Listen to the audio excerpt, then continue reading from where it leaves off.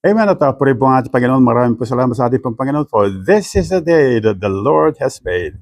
And I will rejoice and be glad in it. Welcome po sa devotions po natin sa House of Worship. We are on the topic po, follow me.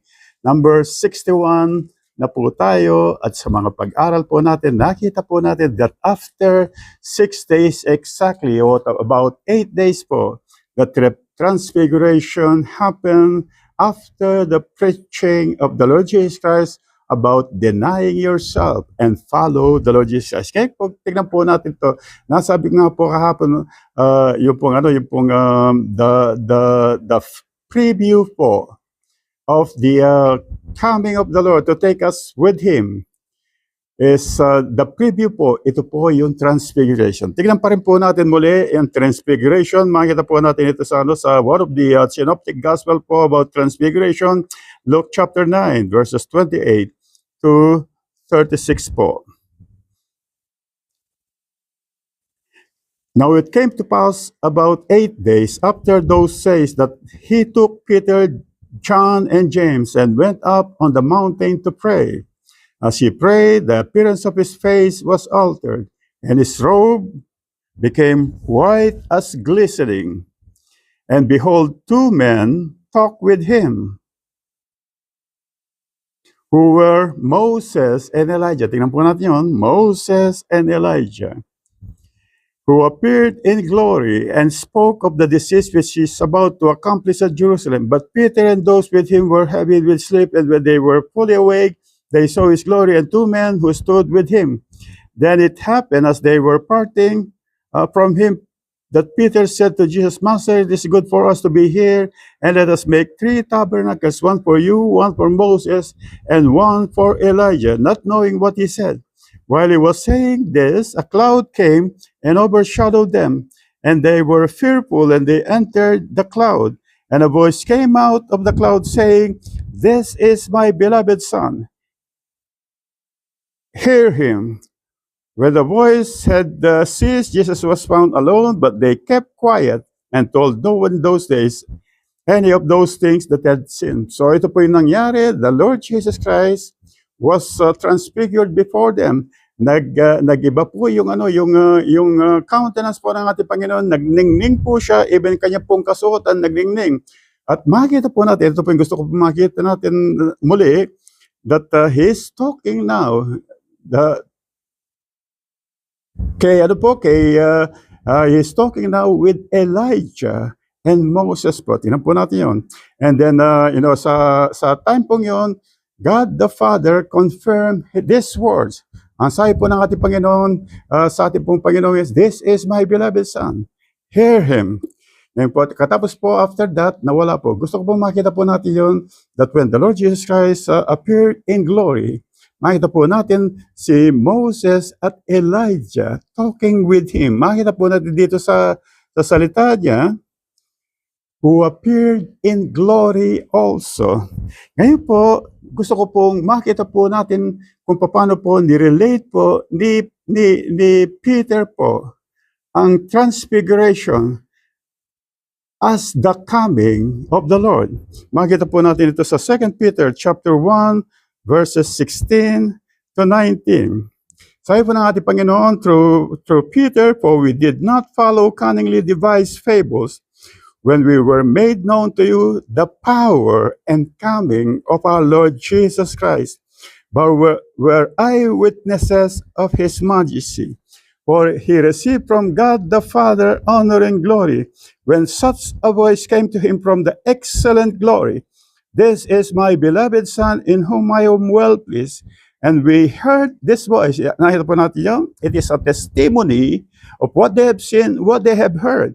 And we heard this voice which came from heaven when we were with him on the holy mountain. And so we have the prophetic word confirmed, which you do well to heed, as a light that shines in a dark place until the day dawns and the morning star rises in your heart.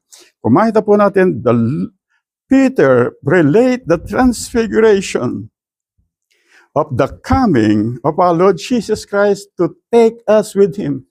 Kung maalala po ninyo yung, yung sinabi po ng ating Panginoon, the prayer of our Lord Jesus Christ, sa Ama, it is in John chapter 7, sabi po ng ng ating pong Panginoon sa kanyang sa Ama, patungkol po sa kanyang mga disciples, and where I am, Lord, I pray that they're going to be with me also. Kung makita po natin, ngayon po, ang katuparan po nito, where the Lord Jesus Christ is, we're going to be with Him. Ito po yung katuparan po nito, the coming of the Lord Jesus Christ. It's not the second coming, it is the coming, because the Lord Jesus Christ now will going to descend, from heaven, and then we're going to meet Him in the air. Tingnan po natin ito. Ayun po, tingnan po natin yung mga kukunin po ng ating Panginoon. Ito po yung gusto kong makita po natin, and I'm going to relate, God will going to relate it to the transfiguration of the Lord Jesus Christ. Ito po sa 1 Thessalonians chapter 4, verses 15 to 18. Dahan-dahan ko pong babasahin para po maintindihan po natin. For this we say to you, by the word of the Lord, that we were alive, yun po, that we were alive, and remain at the coming of the Lord, will by no means precede those who are asleep. Amen. So, yung pong tayo at ang mga natutulog or namatay, for the Lord Himself, tingnan po natin yung picture, for the Lord Himself will going to descend, from heaven with a shout, with a voice of an archangel, with a trumpet of God. Tingnan po natin yung mamimit ng ating Panginoon, and the dead in Christ will rise first. So, the dead will rise, and then we who are alive and remain on that time po, shall be caught up together with them. It means say po, sabay-sabay po tayo, shall be caught up together with them in the clouds. It means say, our meeting is in the clouds, to meet the Lord in the air. And thus, we shall always be with the Lord. Therefore, comfort one another with these words. Kung titignan po natin ito, amen. So, yung pong meeting of people with the Lord, makita po natin ito. First, the dead first, who on that time namatay na po sila, ang sabi po ng ating Panginoon natutulog, and then we who are alive in Christ Jesus will be taken up, caught up together with them. Sabay-sabay po tayo. And then we're going to meet the Lord in the air. So makita po natin, first, those who died for Christ, and then we who are alive will be caught up in the air.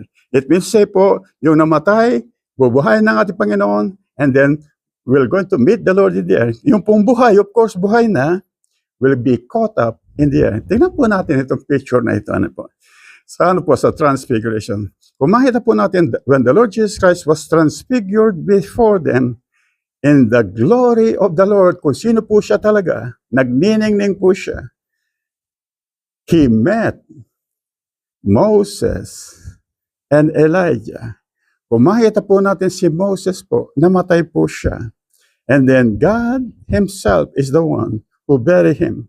Namatay po siya. Ngayon, Elijah, kung titignan po natin yung scripture, he was taken up in heaven. Hindi po siya namatay.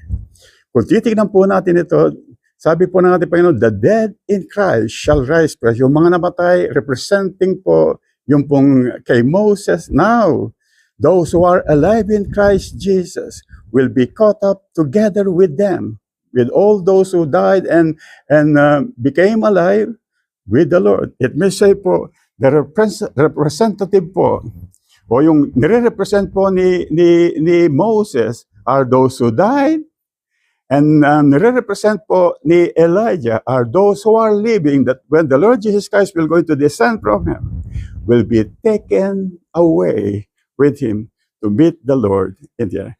Kaya po, it is so important po, the sayings po of the Lord Jesus Christ before the transfiguration.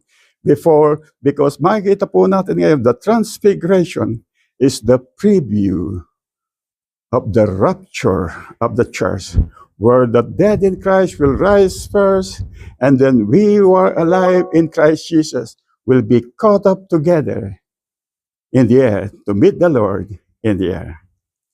This is transfiguration is the preview.